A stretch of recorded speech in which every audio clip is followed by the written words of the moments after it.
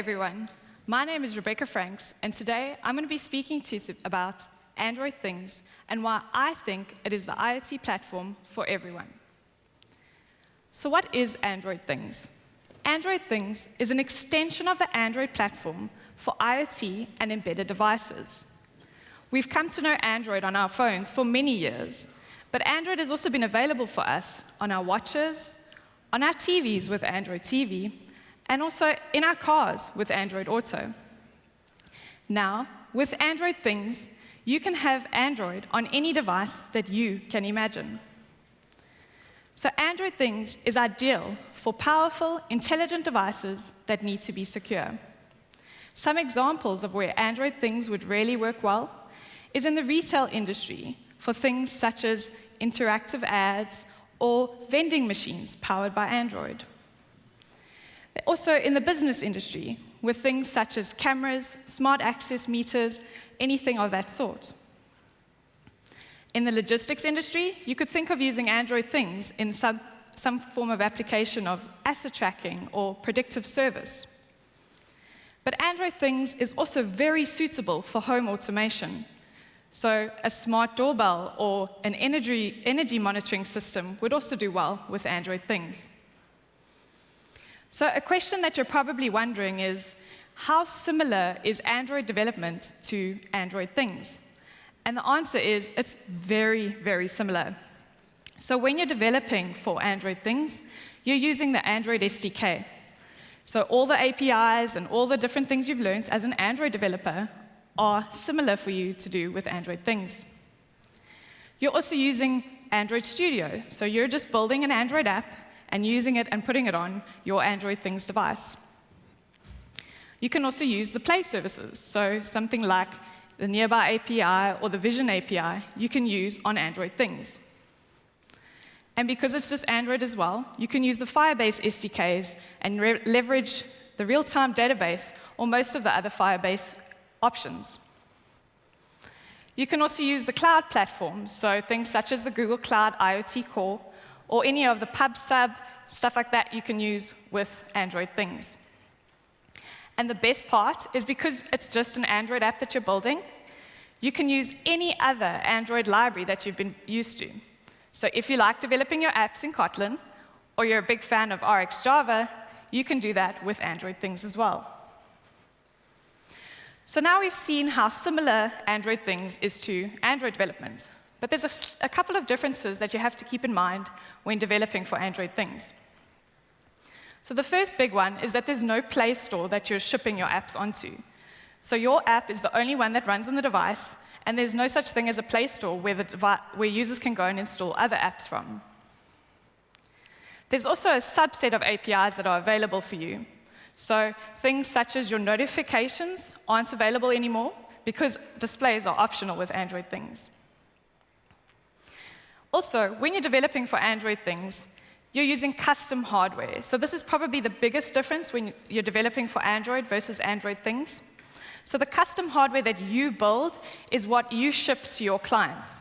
So we're used to shipping our apps, building on the Play Store, and having people download it from the App Store. But this is people building their own hardware, shipping the hardware and the software together. So it's also useful, and it's used as a single-purpose device. And what I mean by that is that your app and your stuff that runs on this device is the only thing that will be there. There's nothing else, so that users aren't installing anything else on the device. And then because there's no Play Store, you're deploying OTAs to your clients and not app updates like you used to. So this is the typical software stack of a traditional Android mobile device. Kernels and libraries are primarily focused on enabling hardware driver support. Application frameworks provide a rich set of APIs for our apps to use. And applications provide user-facing general use cases, such as our launchers, our phones, and our messaging apps.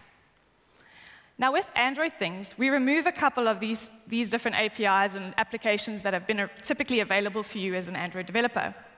So the default user-facing apps have been removed, so you no longer have the launcher or the phone or messaging capabilities on Android Things. Optional displays also mean that some APIs have some modified behavior. So things such as your notifications or your system UI have been removed with Android Things. Now, when you're developing for Android Things, you get the Android Things support library as part of your development. So some things such as the peripheral I/O and device management come bundled with Android Things SDK. We'll go into a little bit more detail around those later. So Android Things uses a system-on-module architecture, or a SOM architecture. So the system is designed around a core computing module that is located on a bigger breakout board during prototyping and development. And then when you move into production, this smaller system-on-module chip is used and built on a custom breakout board that you would ship to your clients. This reduces costs and simplifies hardware development because of the complex hardware design that is encapsulated within the SOM. The Google-managed board support package creates a stable software layer for developers to rely on.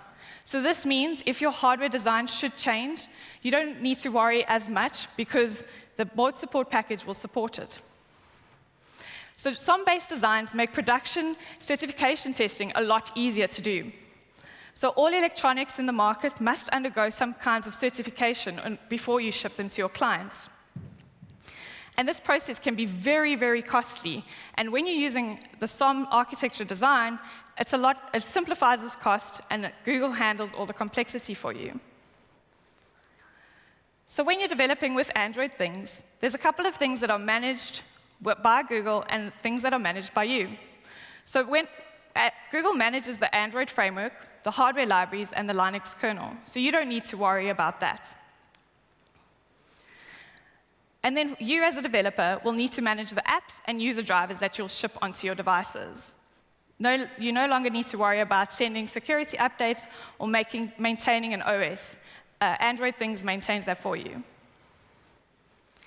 So the Android Things console is what you would use as a developer to ship OTA updates to your devices. So you manage your Android IoT product on this Android Things console. You can download and install the latest version of Android Things system images on this Android Things console. And you can also build factory images that contain the OEM applications along with the system images. On this console itself, you can also push OTA updates to your different clients.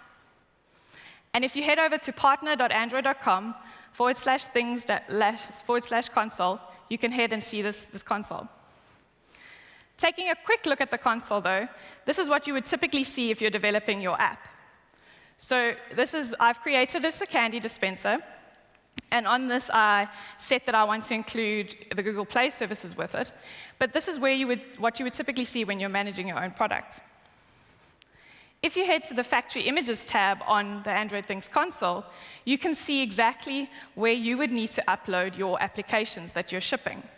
So it's what we call a bundle, and it's just a zip file that contains your APKs that you want to ship, as well as possibly a boot animation if you want to change that. You can then choose the version of Android Things that you want to be building your firmware version for, and then you can download this factory image and flash this on the devices that you're using. If you've already got devices out in production, you can then ship OTA updates by doing the same process, selecting the bundle and the factory image, and then doing a push update. Cool, so we've got a little bit of background on how Android Things works and what it is. So I'm going to take a quick look at how we can develop for Android Things. So to get started with Android Things, you would need to purchase or obtain a developer kit. So there are two that I particularly like, the NXP IMX7D or the Raspberry Pi 3. And what you would typically do is, with the Raspberry Pi, you would download the factory image and flash it on the SD card like you would normally do with any other operating system for Raspberry Pi. You would then start up the device, and you would have Android Things running on it. From this point on, you can connect to it over Wi-Fi or via the USB cable. I particularly like the NXP a lot more than the Raspberry Pi because it's a lot easier to debug. So when you're developing, you can just develop over the USB cable, and you don't need to worry about Wi-Fi. So because we're developing custom apps, we can use custom hardware with our devices. And in order to access these different hardware peripherals that we might include on our devices, there are different options for you to do. So I like to think of it as two different ways, one being the difficult way and one being the easy way. And the peripheral I/O extension is what I like to think of as a bit more of a difficult way. But basically what this gives you is access to all the different protocols that you might be used to if you have done any kind of IoT development before. So things such as your GPIO or your PWM protocol, you can get access to those using the peripheral I/O manager. But this does sound a little bit tricky, so if this is not your thing, you can head to the peripheral driver library on GitHub, and this gives you access to a whole bunch of pre-built drivers that you can use within your Android Things application. So things such as a GPS or a button or a servo motor are all available for you if you head to that link down below. So I like to think of it as if you don't really know what you're doing with Android Things, you can do the GitHub library, versus if you don't know, if you're more into getting low-level access, you can use the standard protocols. Okay, so we're going to try quickly build an app, and this is basically what we have on screen here is a breadboard with a button and an LED. So this seems really simple. I mean, why do we need Android Things involved? But we're just going to have Android Things control the LED when the button is pressed. So what we're going to do is we have two pins that we're using in this case, and this is what I like to refer to as the Pinout Diagram. So this might be a little bit confusing, but if you have these devices, you'll see there's about 40 or so pins on a Raspberry Pi or on the other kits. And because they look the same doesn't necessarily mean they do the same thing. So what you want to do now is we're going to be using BCM6 for the button and BCM21 for the LED. Okay, so what we would do is in Android Studio, we would head to creating a new application. So we can just, in Android Studio 3.0, we create a new project, and we would select the Android Things as an option that we want to build for. We can then choose to have an empty activity that we're using, and then automatically the app adds the compile-only dependency into your app-level build.gradle.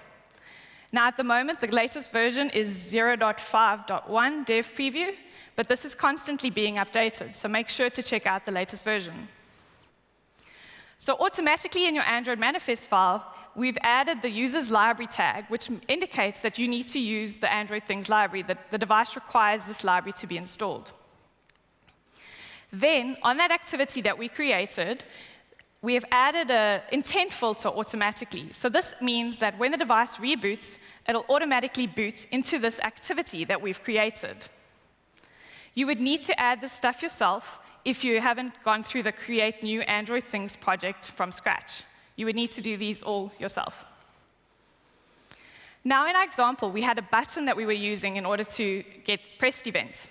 So what I'm going to do is use the button from the GitHub support library that we saw earlier. So I'm just using it within Gradle, putting it in my build.gradle file, and now I get access to a button. So I would create a new button by saying new equals new button, and I give it the pin that we were talking about earlier. In this case, BCM6 pin. Now you must just remember that this button is not the same as the Android.widget.button. It is a different one from the Android Things support libraries. Now, what you can do is set an on-click listener on the button, and this will get fired whenever we receive a physical button press. And all we're going to do in this case is set the value of our LED GPI open to true or false. Now, this might be a little bit confusing first, but we'll get into the LED GPI open next. The next thing we need to do is make sure that we close the button access that we have. This just frees up any resources that we were using before. So to get access to the LED that we have, we would just get access to the Peripheral Manager Service API.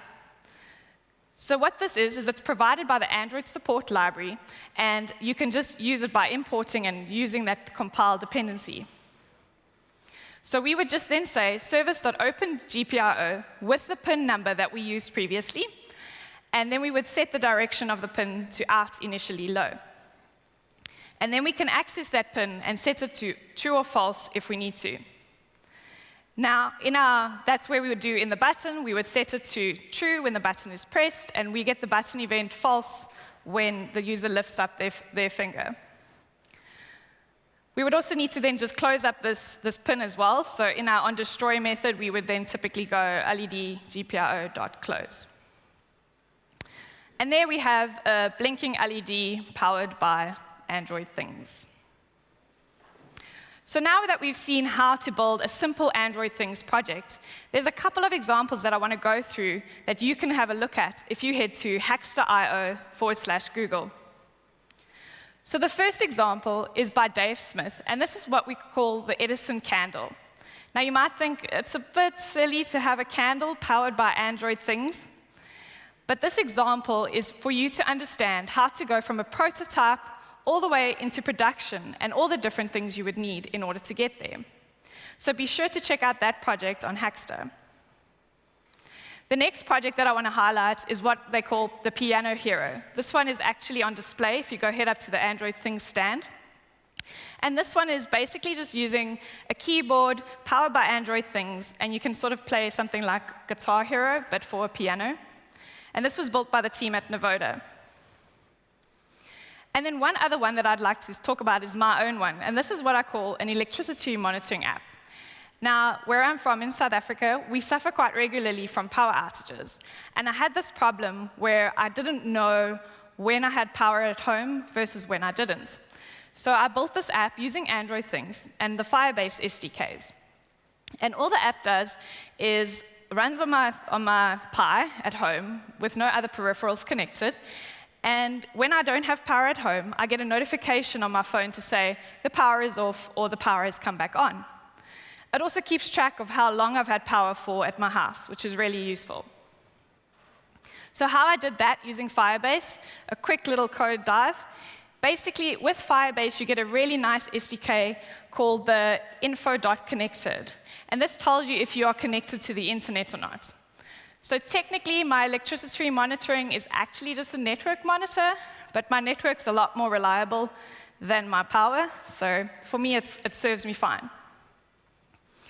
So what we would do here is we'd just get access to if I'm online or not, and then we add a value event listener on this. And then for this part, we would then check on the data snapshot, am I online or not?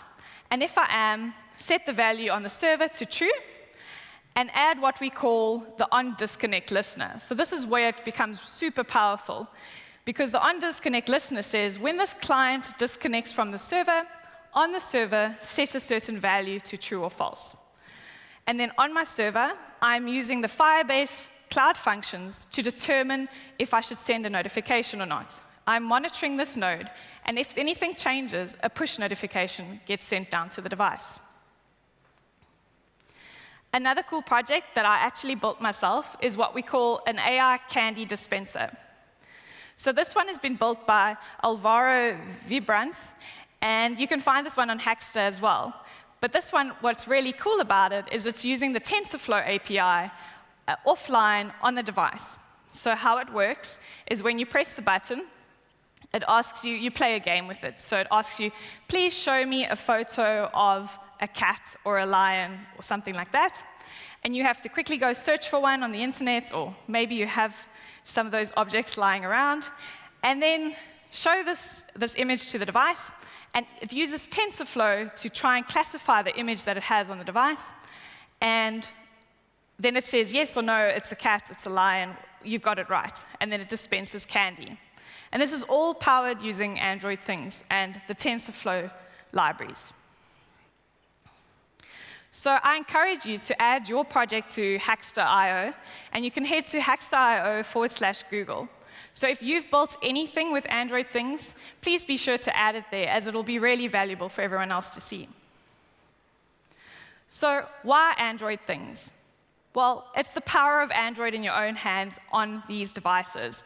Google manages the complexity of automatic and secure updates, and it's a lot easier for you as a developer to manage these things.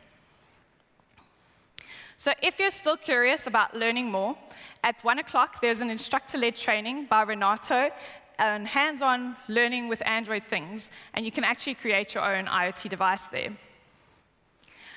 I'll be available in the office hours upstairs on floor 3 if you have any questions. And if you're on your way out, there will be IoT cards that you can get your own IoT device at this conference itself. So thank you very much. Cool.